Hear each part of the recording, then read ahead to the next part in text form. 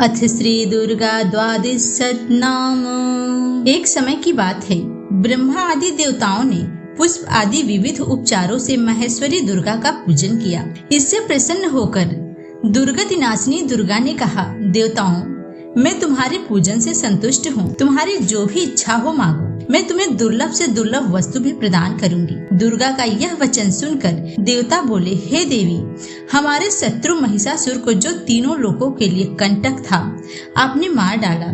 इसे संपूर्ण जगत स्वस्थ एवं निर्भय हो गया। आपकी कृपा से हमें पुनः अपने अपने पद की प्राप्ति हुई है।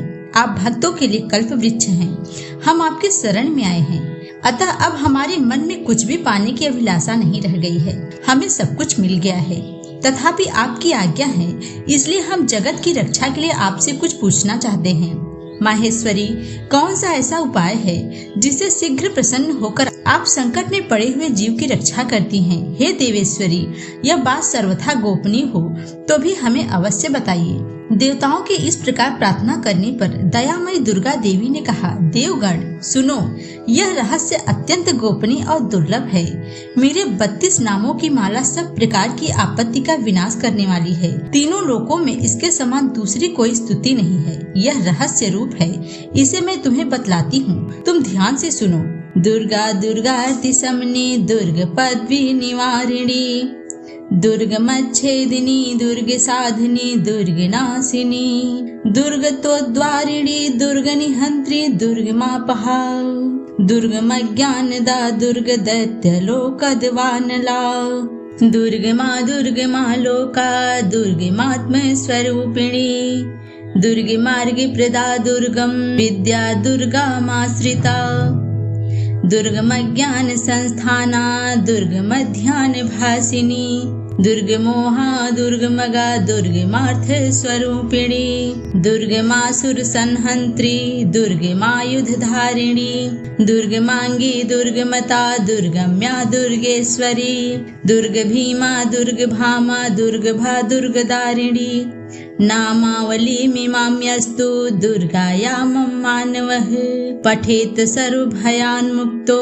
भविष्यति न संशयः। जो मनुष्य माँ दुर्गा की इस नाम माला का पाठ करता है, वह निसंदेह सब प्रकार के भय से मुक्त हो जाता है। कोई शत्रुओं से पीड़ित हो अथवा दुर्भेद्य बंधन में पड़ा हो, इस 32 नामों के पाठ मात्र से संकट से छुटकारा पा जाता है।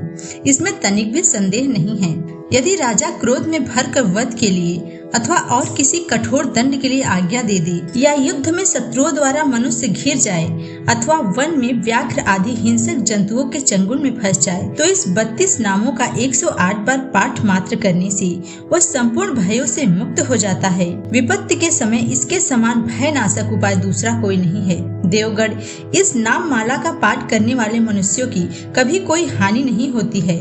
अभक्त, नास्तिक और सत मनुष्यों को इसका उपदेश नहीं देना चाहिए। जो भारी विपत्ति में पड़ने पर भी इस नामावली का 1000, 10,000 अथवा लाख का पाठ करता है, स्वयं करता है या ब्राह्मणों से कराता है, वह सब प्रकार की आपत्तियों से मुक्त हो जाता है।